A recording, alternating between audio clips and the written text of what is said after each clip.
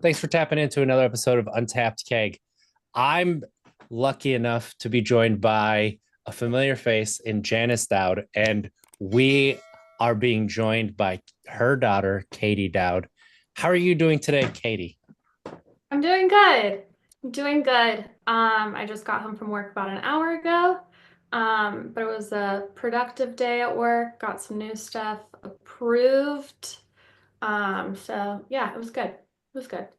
That's awesome. It's always great when you can say it was a good day, and Yeah. it's just going to get better from here going forward. How are you doing, Janice? Thanks for rejoining us. I'm good. I had a busy, but I try not to say the word productive, but a good couple of days.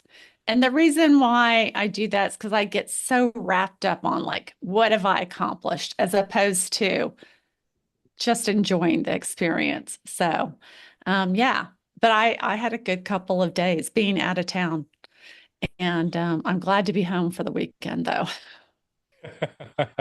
That is something when you can create a space that you enjoy coming back to. I, sometimes I wonder if that's something that we overlook. I'm sure it is. And that's something to really be able to enjoy and give yourself credit for.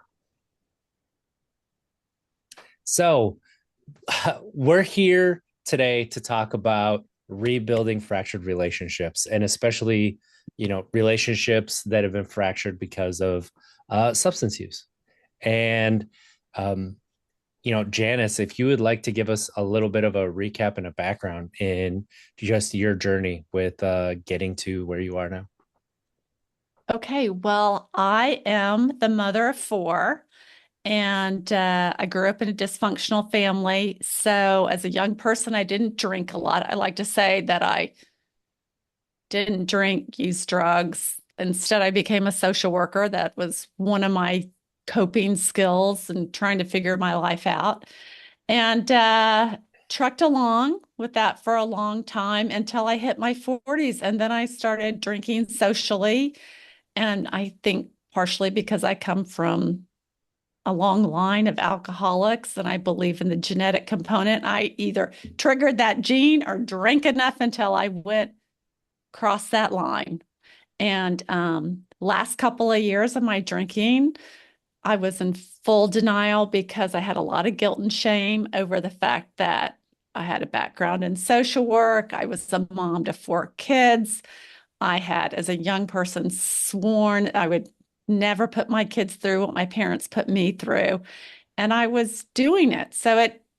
I drugged my feet for a little bit, getting help. I tried AA first, but was not successful. So I ended up in treatment. And my kids ranged in age at the time from about 13 to 21 or 22. Katie probably can confirm that. And I made a lot of mistakes early on in sobriety. And so that first year of sobriety, I hurt my kids almost as much, well, my family, almost as much in that period of time as I did in active addiction. So, yeah. And it took a lot of work and repair to get back to happy, healthy relationships. And now I'm happy to say I'm 12 years sober. My birthday is coming up. Well, I'm almost 12 years sober. And my kids are really supportive. We have great relationships, and um, they went out of their way a couple of years ago for a huge, I don't know if I said this or not before, a huge 10th birthday celebration. So, yeah. That is that's it's such a great story, and it's great to hear because there's so many people out there who are going through changing their relationship with alcohol, whether it is going completely sober or changing a lot, and then looking at how they could possibly repair a relationship, and you being showing that it's possible but not easy, right? And we talked about that on the Yeah. last episode. But Katie, having you here, what was it like to watch your mom battle with getting to something that would help her to stop drinking? Um, yeah, great question. It was um, a really frustrating process all around. Um, just in my mom becoming like a social drinker, or maybe even like not a drinker when I was really, really young, and then like becoming a social drinker to like a functional alcoholic, to then it was like full blown, like, how did this happen? Never expected it to happen to our family. Um, we always like, I always had the idea that we, although quirky, like had the perfect family. And so when my mom became a full-blown alcoholic, it was just like, what the heck? And I would substitute that with other words if I wasn't, speaking to a large audience. But um, yeah, and then going to treatment, that was, yeah, still a shock. Like, I think me and my brothers were just in shock that this had come to this point and it was all happening to our family, and our mom was now living hours away at this treatment facility. But we were also relieved and happy that like my mom was going to get help. Um, but removing the alcohol did not solve all of our problems right off the bat. It wasn't like my mom stopped drinking and she's back to the super mom that we grew up with. Because my mom, you don't talk about this a lot, but my mom was involved in everything growing up. She was my soccer coach, my basketball coach. She was the yard mom. She was the volunteer school nurse before the school started requiring the nurses to have a nursing degree. She arranged, she was on all these different committees. Um, Spent the whole afternoon driving us from one sports practice to the next practice to the next one. My youngest brother, he probably spent most of his childhood in the back of a car. Um, but and so when my mom went to treatment, we were hoping that like we would get that mom back right off the bat, and it didn't happen that way. There was a lot of learning that we all needed to do afterwards. And that was also really frustrating because it wasn't just a magic cure. And so that first year, uh, there was a lot of struggle with communication and getting our points and our feelings to be acknowledged. And then my mom probably felt like her feelings weren't also being acknowledged in her hard work and staying sober for up to that first year and that second year, that she wasn't being acknowledged. So it was a lot of push and pull, I would say, in the And beginning. I have to say that I take responsibility for most of that because I was so afraid of them rejecting me that I kept them at an arm's distance. And and then my old standards, I'm so used to having like a a reward that you can identify. So on one hand, I was afraid to get too close to them. And on the other hand, I really wanted them to go, yay, 3-month chip. And instead, they were embarrassed by my chip, my little chip tags and things like that. And I didn't. So my point being is, I didn't make the effort. I didn't open the door to rebuilding that communication and all of that. And again, like Katie said, I think I thought, and I say this a million times, that getting sober was going to be enough. They're going to forgive me. And it really wasn't. I don't want to jump into it too much, but I had to look at the damage I had caused and acknowledge their feelings and hurt. I think that is such a lesson to recognize to so many people. And this can be applied to relationships, whether it's, you're done drinking and you're giving that up, if you're giving up drugs, whatever it is, yeah, it hurts, but acknowledging the hurt that you've done is the first step to starting to repair a relationship. And it's difficult because in this, in a lot of different instances, it's like, oh, can't you see my change of behavior? Isn't that enough of me Mm-hmm. recognizing the damage that I did? But that's actually not. And so what was it that made you realize, Janice, that, oh, I need to acknowledge this hurt that I've done? Well, it wasn't an overnight thing. It was gradual. Mm-hmm. And I talk a lot about brain fog. Part of it was the brain fog clearing so I could see that. Part of it was suffering the consequences of my actions. Um, so I hit like a codependent bottom at 6 months. I can't remember if I shared this with y'all or not, where I found myself feeling, well, I got kicked out of my halfway house and I was theoretically homeless, so, or figuratively homeless. And I couldn't go home. And that was the first big wake up call. And then the next wake up calls came when, like, I'd go home. I remember one Easter, I was going home. At the time, we had a second home in over in Milton, Florida. We live in Daphne, Alabama. Well, I live there. The kids, that was their home base then. And I was coming home at Easter, and without telling me, they decided to go to our Bay House for the weekend. And I don't remember who it was. It was Matthew or Katie who are like, oh, by the way, we're not going to be home. So it was little things like that that made me snap and wake up and like, oh my God, what is going on? Those are life lessons. I don't blame them for that. I'm sorry, Mom. Uh, I don't remember that, you but I'm don't? so sorry. No, no. Again, uh, it is what it is. It was a life lesson. I mean, I look back at that. That was good. There are times when, okay, I'll tell another quick story. So, Katie, when I did move home, I our home is two-story. Kate, there's two bedrooms upstairs and the other bedrooms are downstairs. But I didn't move back into my then husband and my home.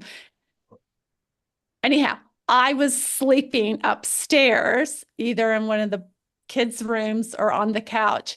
And Katie and I had an argument once about using their Jack and Jill bathroom there, about using and hanging my clothes to dry. Do you remember this? Oh my In the gosh. Jack and Jill bathroom. I won't go into a lot of detail, but anyhow, I was telling my sponsor about it, and it's a long-term joke now that she'll go, yeah, Katie disliked you so much she wouldn't even let you use her bathroom. And it was little things like that that you go, what? What? You don't want me to use your bathroom? So I don't know. Do And you remember that, Katie? Yes, but still, if you were still, I still wouldn't want clothes hanging around in the bathroom. Okay. Like you're Well, running maybe that's an towards example of stuff. how I took a simple thing really overly personal, but and it that's turned out that's one of those things, those differences, right, that can happen. And you get to choose whether that what you're noticing with those little things, am I going to take that and I'm going to wear it? I'm going to be like, how dare you? Right. And I'm going to get defensive. Or am I going to look at it and be like, whoa, what have my actions caused here? Like, what can I do to come forward and take accountability for, what is going on? Um, Katie, when your mom, she gets treatment and she's not drinking anymore, she's sober and she's coming home, what was that like for you to be like, I want my mom back, and this isn't necessarily the same mom that I remember? Yes. So I was actually in college during treatment. So I was coming and going as well from campus to home. I did come home quite a bit that first and second year, because I felt like I related and I was comforted more by just my brothers. Even if we weren't talking about it, it's like the same shared experience and family and like, um, so I was coming home a lot regardless, but I wasn't living at the house uh Hmm. full time. But I forget the basis of the What question. was it like when I did come home? Because I Oh, came home for visits first. um, yeah, it was awkward. It was awkward. Yeah. Um, it's like we're all walking on eggshells because we want my mom to stay sober. Sobriety is the number one most important thing, and staying sober is by far the best. But yeah, it just awkward. It was all awkward. When did it start to get less awkward? Um, just as time went on and we were learning and I learned more about alcoholism and the brain fog and that it would take up to a year to like for your brain to really recover, sometimes longer than that. Um, and then my mom learning from us where our boundaries were Mm. and where our frustrations came from. Um, and there were some like arguments to get there, um, for us to see each other's sides. And my mom is a champ in that because you, at this point, I feel like at a certain point, you were like, just tell me what, like, you fought back some, and we're like, but I don't know how to say what I'm saying, but you finally were like, okay, I messed up. My children are hurt, and I need to learn how to fix this But that took a slowly but while. Don't you surely. think it Yeah. took a while, Katie? Because you used, yeah, but at the beginning you used all of your like sober jargon, your sober, like even before you got sober, you would use like, my therapist says you need to be less dependent on me, therefore you figure this out. And or like, my sobriety is number one, so I'm not going to take that on. But at the time, we were all at transitional periods of our life. So it was like we would have benefited a lot from two stable parents being around. And not having that was also frustrating, but I grew a lot in that experience. But yeah, you definitely put up boundaries to protect your sobriety a lot in the beginning. Um, Well, and I think that's one of the things that I talk about in the book is that uh, early in recovery, I this was true for me, and I think it's true for a lot of people. I got really selfish, more than self-centered. I think self-centeredness is good, but I got selfish and protective of my sobriety, and I even probably transferred some of my addictive tendencies towards the recovery. And I'm sure that was frustrating, but I definitely was queen of the using the principles of the program to defend my actions to a fault, like a further than I should have. So, yeah. And I'll say this too about when I first started coming home, it was the roles changed. And I found my perception was that Katie's two younger brothers relied on her more. And again, this is probably an example of how my feelings got more hurt than they needed to, but that they depended upon her and didn't depend on me, you know? And that was hard. That was hard and learning to step back in. And it, again, it takes time and clarity to Yeah, figure that out. I'll say this time and time again though, that I feel like I depended on them more than they depended on me. Mm-mm. Um, yeah, just wanted to throw that in there. But you, Mom, I mean, like none of that affecting your sobriety is amazing though. Like, Yeah, it's glad that it didn't finding, affect your sobriety. well, and that's why I preach really, and I know RJ's about this, learning the fundamentals of sobriety and practicing those principles so that when you hit a rock in the road, rejection, or, you can manage that challenge and it Mhm. not threaten your sobriety, or you have tools to fall back on. That's something that I would say is it's not that it didn't affect your sobriety, right? This is just Mhm. me like projecting my own journey onto it. So many things affect sobriety. It's just a matter of, are you going to use your tools and fall back on those, or are you going to go back to old patterns, right?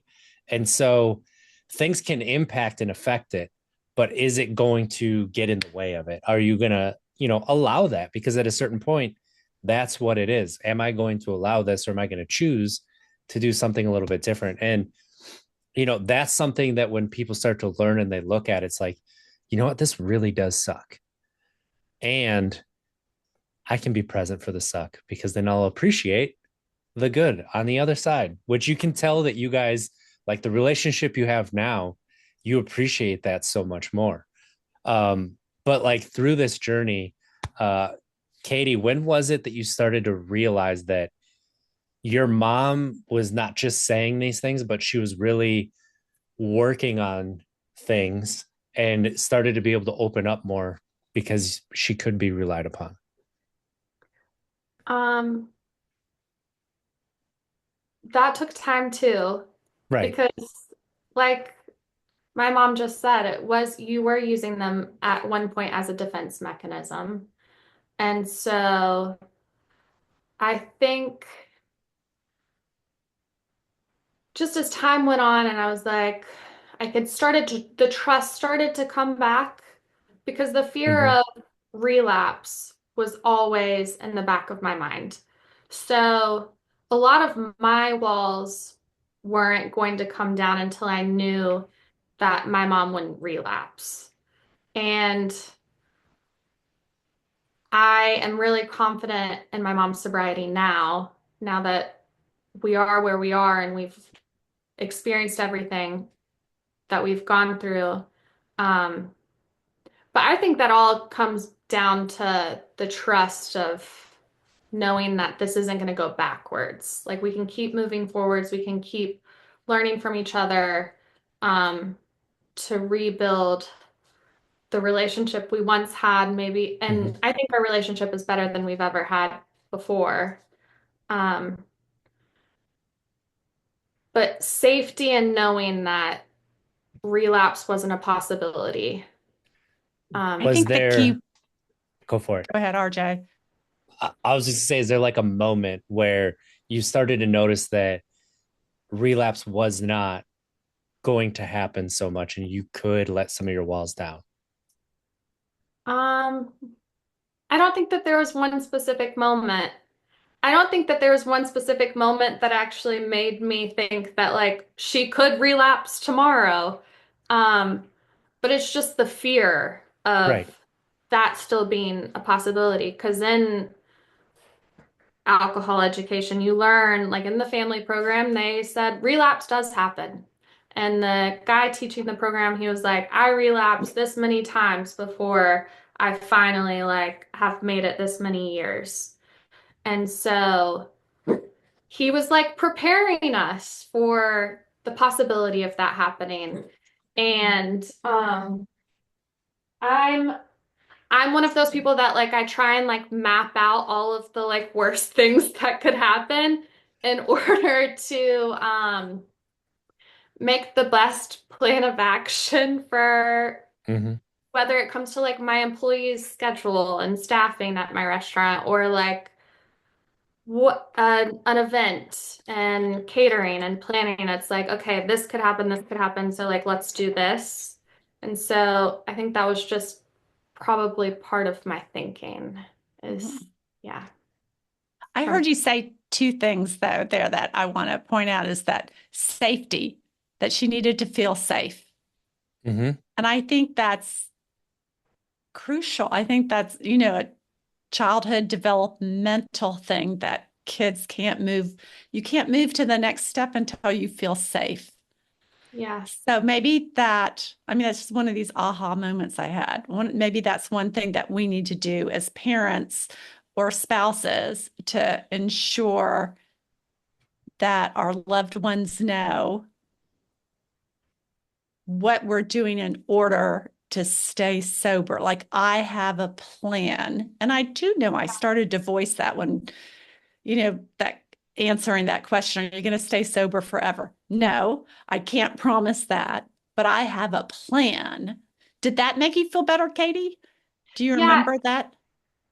Yes. And then that just made me think of something else though, too, is like over time, me healing myself and becoming so much stronger through all of this. I think I eventually got to a point that was like, I'm okay no matter what. Like, no matter what happens moving forward, like, I will be the rock for myself. Yes. Yes. And like, I'll figure it out no matter what. And so I think that that was probably crucial in us moving forward as well and like becoming as strong as we are now. The And other one thing I thing, go ahead, Janice. Go the ahead, other thing I finish. want to mention is relapse because I think relapse is really common, and you can probably talk about that more, RJ. But I think it's important for family members to know that relapse. I perceive relapse not necessarily as failure as long as you come back into the program. And I want family members to know that so that if your loved one relapse, they're not starting back over. They're starting from experience, not from scratch. But I don't know. I think we're blessed, me and Katie. I think one of the big reasons, I mean, me and my family, that I have not relapsed. And one of my reasons for that is that I had this huge, big stick over my head of hurting my kids. I didn't want to hurt my kids again. And I posted about this on Instagram recently, like the little saying, I got sober for my kids. And it's true. It's true. It was the big motivating factor. And I kept that forefront in my mind. So, I'm going to ramble on for a second. Them setting boundaries with me and Katie or my kids letting me know. I don't remember specifically, but there was a point when Katie said to me, it will break my heart if you ever drink again. And it really touched me. I don't remember if that we were on a vacation or where that was, but it triggered my pain, but it also motivated me to continue to do the work. Mm. And so to talk about relapse, because that's something that, it is common. Like this is not easy, especially the society that we live in. And this isn't just like American society. This is world society, and where alcohol is at the forefront of so much in the world. You're starting to see that start to turn, but I am a certified coach through This Naked Mind. And so with relapse, going on your point, Janice, of it not necessarily being the end of the world as long as you come back to it, right? We don't call it relapse, we call it data points. And the reason for that is you can get data about yourself, about your life from each time that you drink. And so as long as you're like, oh, I'm collecting the data from it, it's like, okay, that's all you can do. Like, what was it leading up to it? Like sometimes it's I got 3 weeks and there was a bunch of stuff that happened in there. And I just got to a point where it was like I just couldn't say no anymore. Mm-hmm. And okay, that's data that you can use. And there's so much more like that. My biggest craving that I had, I don't even remember having as big a one in my first year. It came when I was 8.5 years sober. 8.5 years. It was because I was about to be single for the first time since I stopped drinking. And I didn't know that at the time. It was just like, hey, you could go to the bar and make some bad decisions and nobody would know. Maybe you Mm, should do that. And I'm like, what? It's been 8 years. Where's this coming from? Right? Like, what? And I'm like laughing at myself. And then I sat with myself for long enough to recognize, oh, it's coming from the fact that I'm about to be single and not drink. How do you be single and not drink? And when I had that realization, it just lifted a weight off of me. And then I was able to just like look at it and be like, I don't know, but I guess I'm gonna find out. And that's kind of what it was like to move through that. And mhm.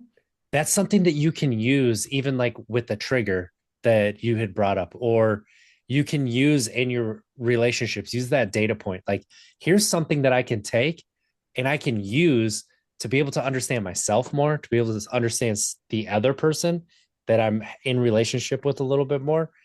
And you can start to build on it. And something that you kind of laid out for us, Katie, was, and I want people to hear this because I think it's really, really important. It's not one moment. It's not one thing that is going to let the other person know that they're safe, or let the other person know, oh, I, they're not going to relapse. I can just be me.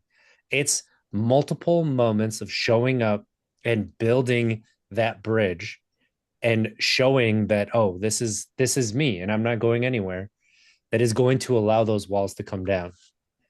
And that's what it's about, in getting to that moment where you can build something together.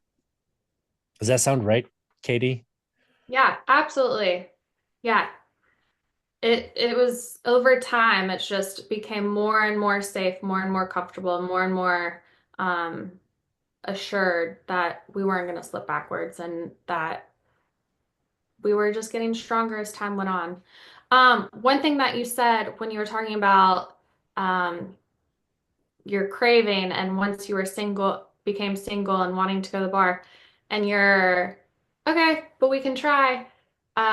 I scrolled through your Instagram and your videos like that, and that's one thing that I really love how you take something that someone can like fixate on so much and then just turn it into like a okay, it's fine.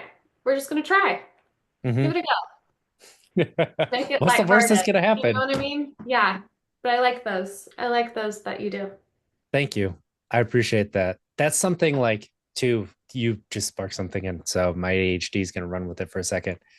Let's say you have a craving and you've been, 1 month, 3 months, 6 months, you're in that first year.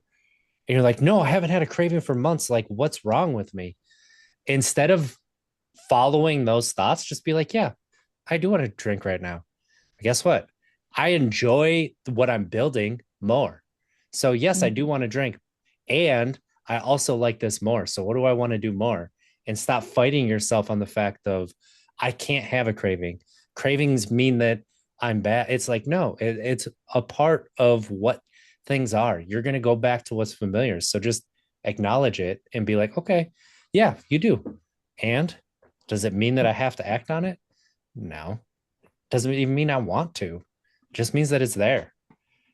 And so that can take a weight off instead of fighting with yourself. Right. And that's something that is available to you that maybe you don't know until you start to do it, and you can kind of laugh with yourself and it's like, oh, okay. Yeah. Makes something sounds so much easier than fixating on something. mm, fixating those minds, I tell you, they just like to do that. Hmm. um Janice, when you're building these bridges and trying to show that, like, who you are now, what made you want to continue to really show up and not just give into your defensiveness uh with your kids when they weren't quite opening up to you, like that process? It was listening to other people, hearing other people's stories about that they had gone through something similar and that it was going to get better. People instilling hope in me. Um, And then also I grew up in a family that's everything's half empty. So I had to challenge those thoughts and go. And I have great mentors and a sponsor who give me a lot of tough love and will, help me challenge it. In fact, one of the things I value that I learned from my sponsor was the fact that I had to honor my children's feelings, whether I agreed with them or not, their thoughts or feelings. So if they said, I was heartbroken when you didn't take the dog to the vet, I don't know, something that seems very innocent, instead of going, that's not a big deal, instead going, oh, okay, and taking the time to understand their pain, which those incidents still come up too, where you have to step back and listen more before you react. I still do that, don't I, Katie? I get defensive often. Oh, you're human. Yeah. What? Yeah. So, I don't know if that answered your question. Yes, My brain.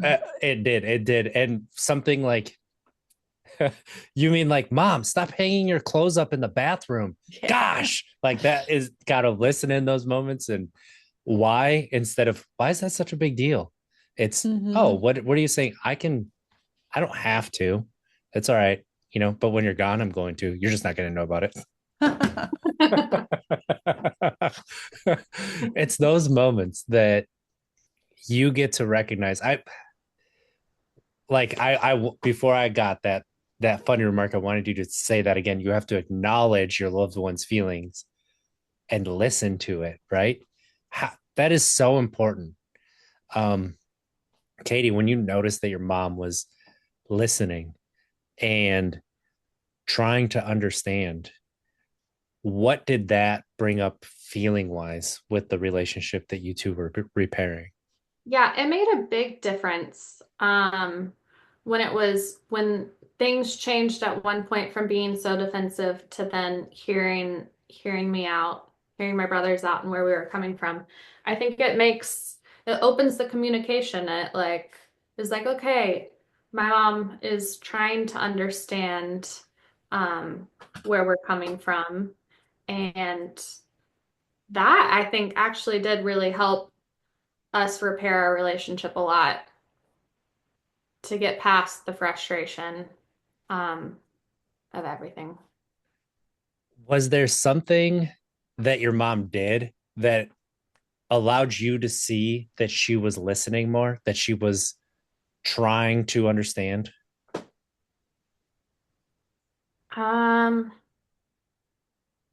I can think of one fight in particular.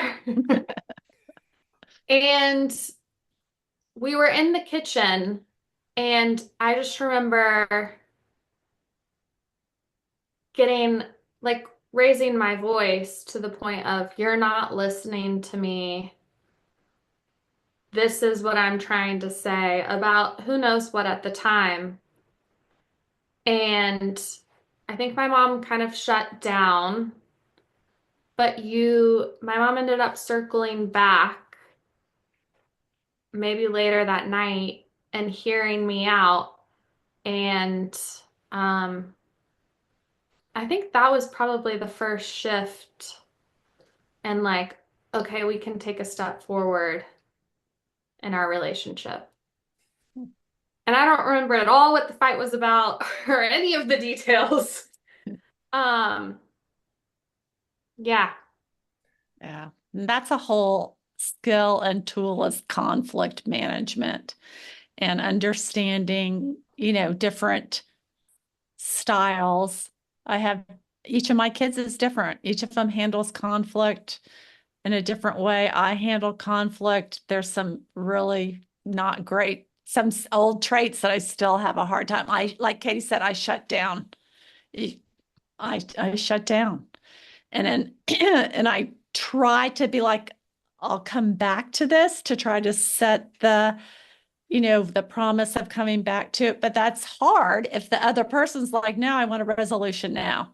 So there's a lot of trial and error with those kinds of things, and that's really relationship recovery is about figuring out all of those things and balancing out needs. And probably at the time, I'm proud of myself for circling back around, actually, coming back to it. But I know I still have that tendency to shut down. Yeah, but if you want a resolution right now, it's also like I have to get to the point where like I gotta accept that like the resolution's not available right now. Like I've gotta take a step back. If you're not hearing me, walk away, shut up, suck up my feelings, deal with them, and then like try and maybe circle back at another time. I could approach it, you could approach it, and say where we're coming from. So. I'm going to take my feelings and I'm going to go home. Right. Like that. Yeah. That's just what I pictured. I'm taking my ball and I'm going home. But that is, you're both hitting a nail on the head that, yeah, there is two sides to how this goes. But really, the things start to change when the one person shows up just a little bit different. Right. Yeah. If the cycle had continued where Janice had just shut down, and then Katie's still feeling like I'm not going to be heard. I've got to have this wall because mom just can't handle it. Right. But then Janice comes back around and it's probably that moment of wait, what? This is different. Right. Mm-hmm. And that's the thing. One person has to do something different. Mm-hmm. And then the other person might be able to see, oh, I could do things a little bit different too. And so it's just like swallowing your pride and being like, well, I guess I got to be the person to do something different this time. Yeah. I love that point. That's a great point. Yeah. I would say though, early in recovery, I definitely had the attitude that like, mom, this is your fault. Therefore, like, I don't have to, and granted, we wanted to keep you sober, but like, I wanted my feelings to be heard back then.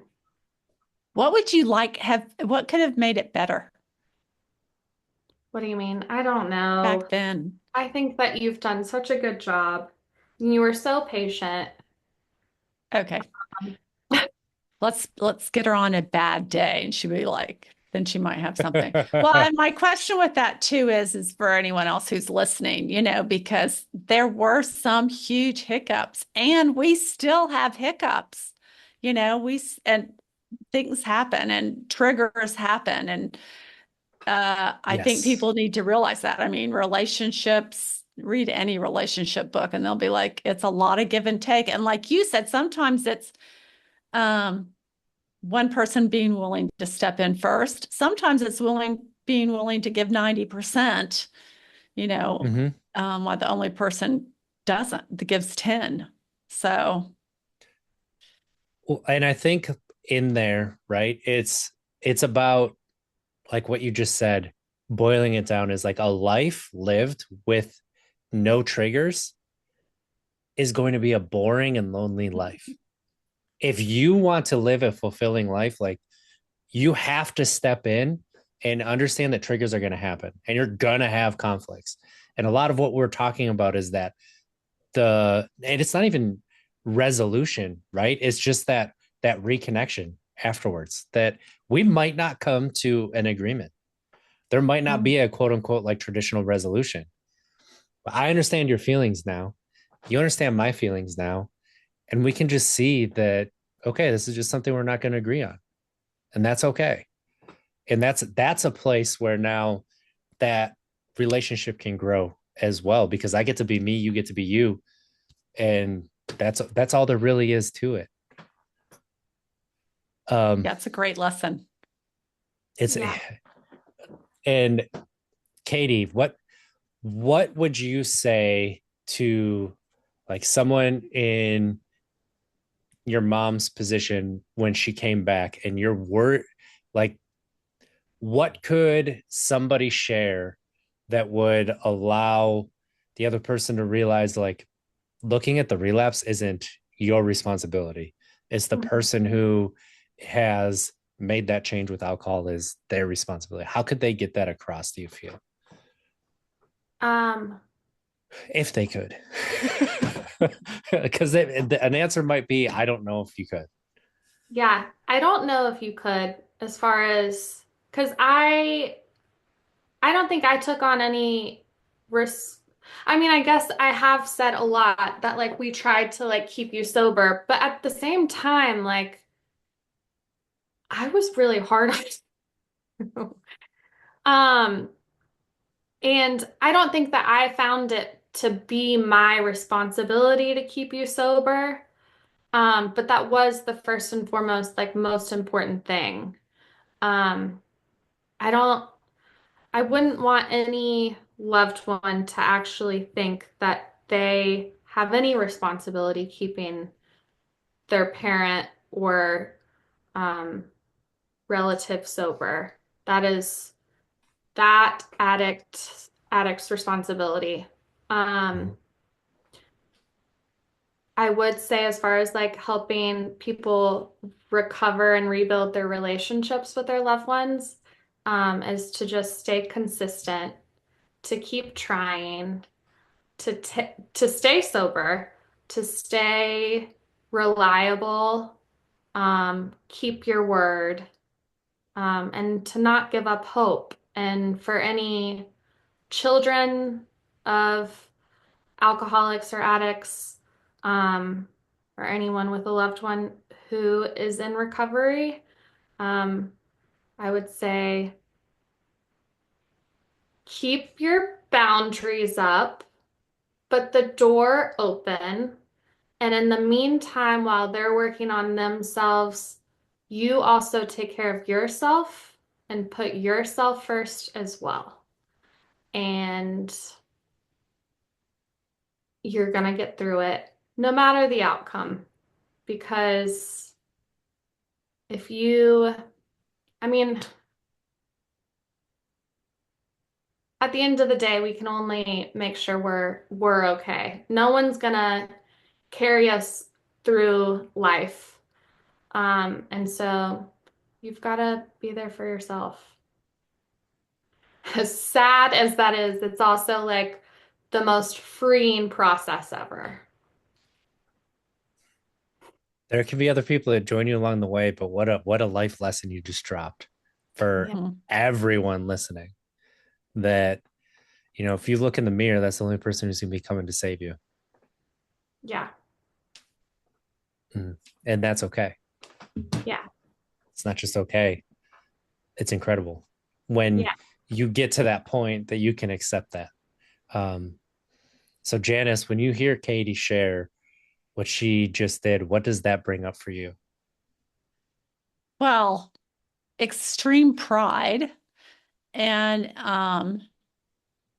her self-awareness and growth and understanding from my like social worker point of view, and then from my mother point of view is like extreme relief, Mm-hmm. so that I can release some of the guilt and definitely released most of the shame.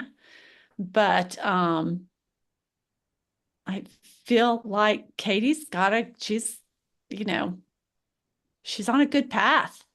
And that's the point of parenthood, isn't it? Is to prepare our kids, or one of the points, to prepare them to be able to be self-sufficient. So dang, Katie, I mean, that was I'm still in beautiful. therapy. I still struggle on a daily basis, but Oh, you're human. Yeah, exactly. I get to drop that once on Yeah. mom and once on the daughter. Yes, you're Yeah. human. Yeah.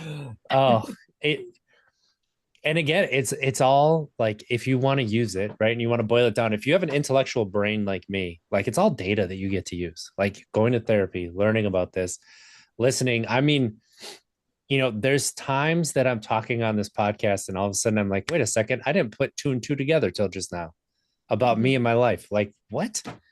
And so talking and sharing and doing things that you can get that other perspective is so huge, just in that personal point of view. And so you two doing this together, that's got to be something that's got to, I'm just thinking about it in the future with my own kids. Like it's got to be so rewarding and build that bridge even more. Oh my gosh, it's huge. Katie and I've said this a million times, but Katie is an inspiration to me, really, Oh, in so stop many it. ways. So, see, she's like me. She has a hard time accepting compliments too. But yeah, our relationship continues to grow. She's been very, okay, practically helpful to me in terms of a lot of my computer skills, things like that. But when I first started writing the book, I really, oh my gosh, Katie has been a great content editor reading it. And when I was unsure, unclear about what I was writing, and she gave me positive feedback, which she has, she's my number one fan, um, followed by her brothers. But that was huge. And it really brought us closer together. And I've said this, I don't know if it's exactly true because I'm putting words in Katie's mouth. I think, well, let me ask you this.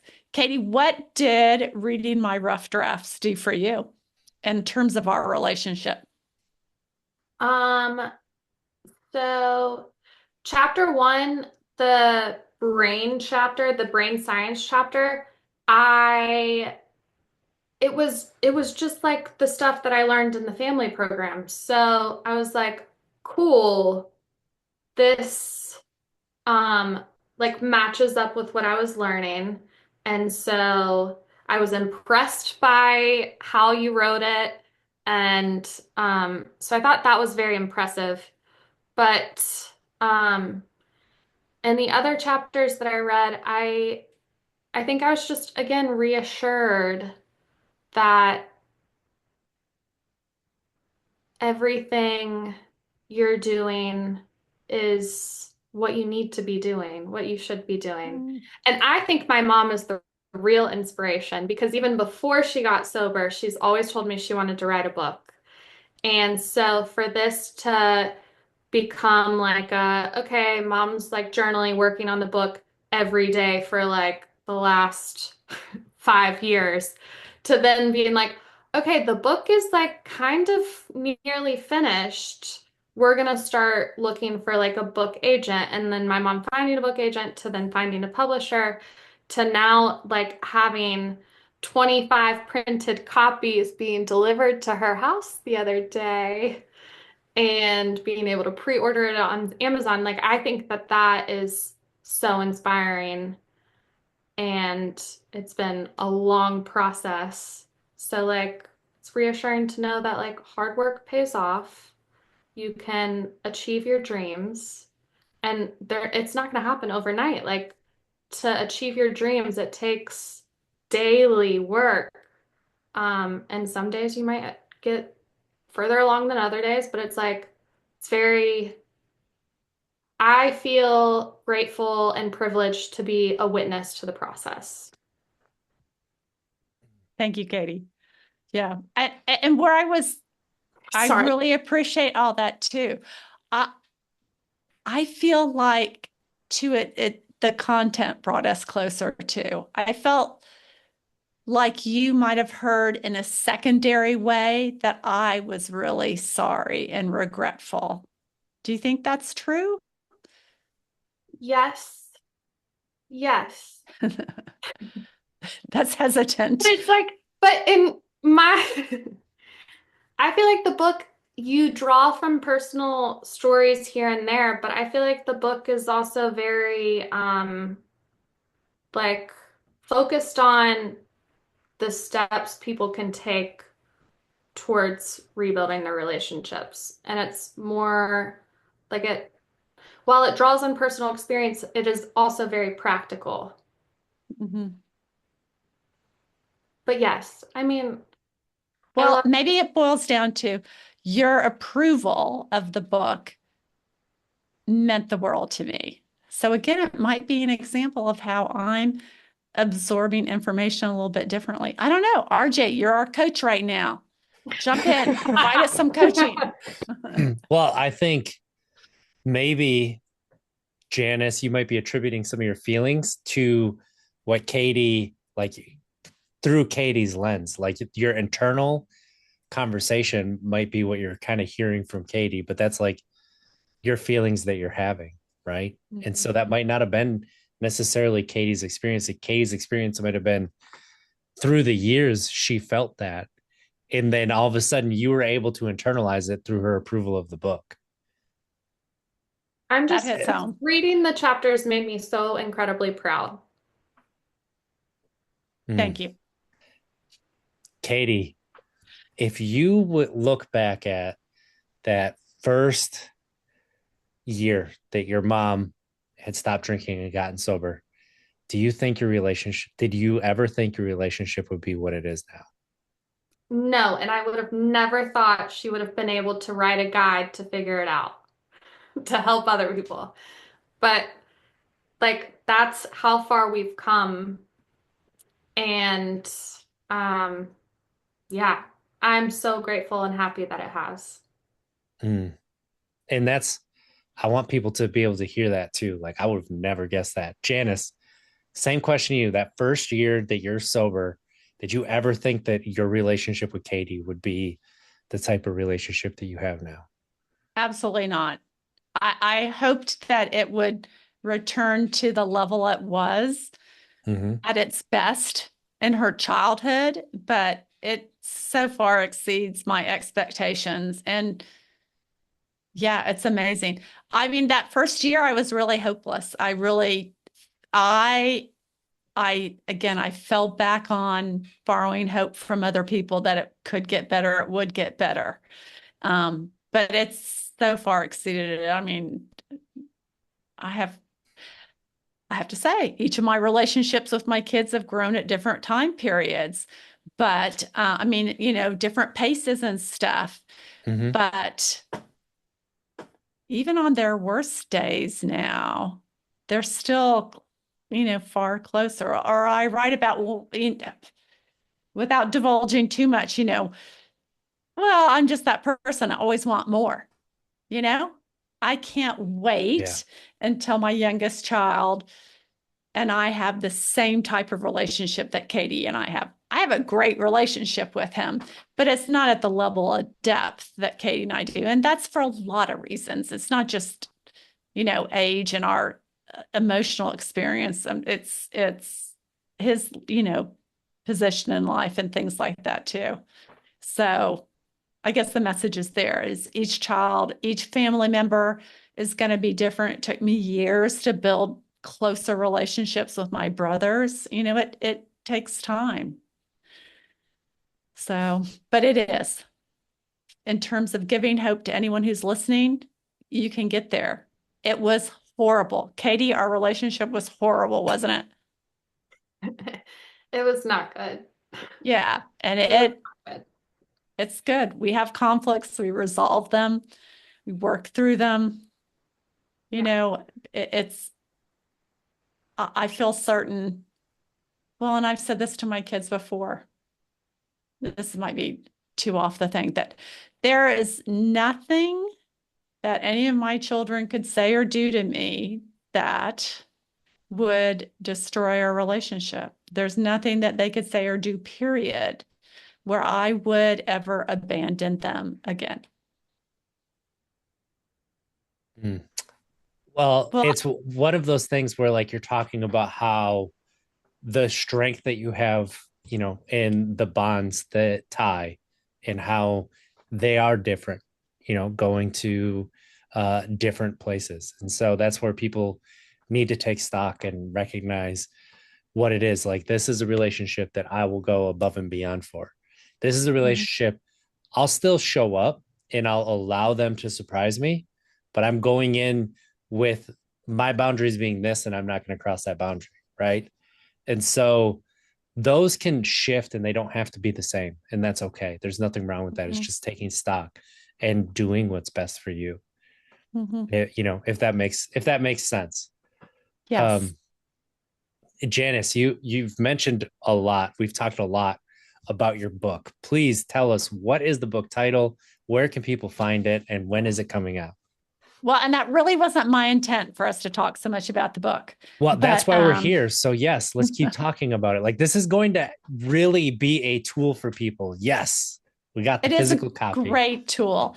So, Yes. in a nutshell, the book is a guide for anyone who's struggling to repair relationships after they've dealt with addiction, mental illness, PTSD, but in particular for the recovering individual. And it's a very easy to read guide, has a little bit of information about a lot of things. With kind of like direction. Here's where you get more information about like stress management or conflict management. I am really proud of it because I don't think there's a lot of information out there. I think families will appreciate it too. The people who are not in addiction have enjoyed it, and I recently have had some content editors read it for who struggle with mental illness, and they have given me great feedback too.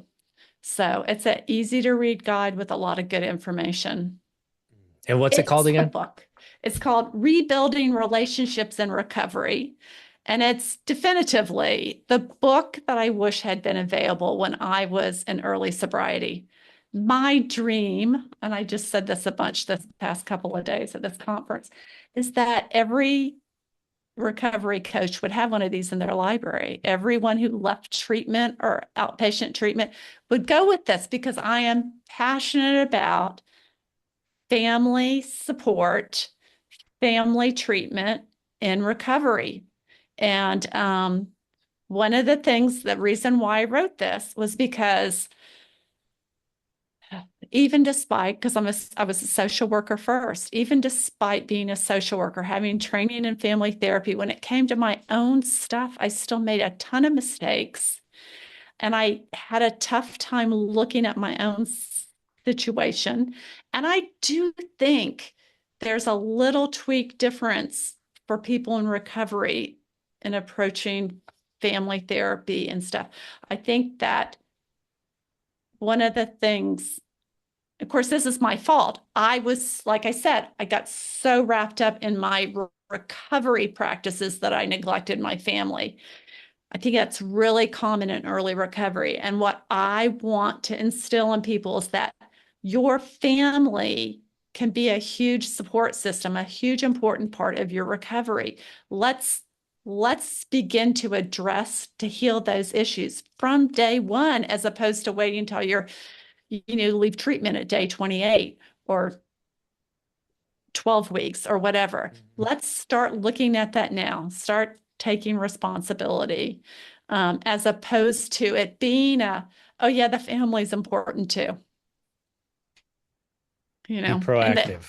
Yeah. Not reactive. Right. And here was one of my biggest mistakes is that I forgot when I went to treatment that my family was in crisis too. That I was in crisis. I had to work on myself. I knew that, this was a family disease and all of that, but I forgot about how much pain and upheaval I just even going to treatment cost. That was a long answer. You always bring out the long answers out of me. Well, thank you for giving us the long answers because those are the ones that we like. So I appreciate you sharing it. Go out, everybody, look, pre-order the book, look for it. It's going to be such a wonderful resource. You could tell talking to you just how practical those tips are, how much usable information is there, not just with recovery, but repairing a relationship that's important to you no matter what. Katie, as we're kind of wrapping up, what would you like to leave people with? Go out and pre-order my mom's book. Yes. And just, y'all will get through this. No matter what. I love that. Thank you both so much for being on with me and sharing this conversation, because it's one that um, I haven't had a conversation like this before. So it's my first time, and I feel like it was really enlightening, and you both are just really wonderful to talk to. So I really appreciate you. And I just want to let the listeners know, share this episode with somebody who would benefit from hearing something like this, who maybe is trying to repair a relationship and it's just not going well, or somebody who would love to have a relationship be repaired. They just don't know where to start. Share this with somebody to listen to this conversation, because it is something that hopefully will give it, not hopefully will, it will give hope. It will give areas where they can start to reach out and make a difference. And with that, I'll tell people to try to be better tomorrow than we were today, because at least we don't make it. We tried. Have a great week, everybody. I love you. Thank you.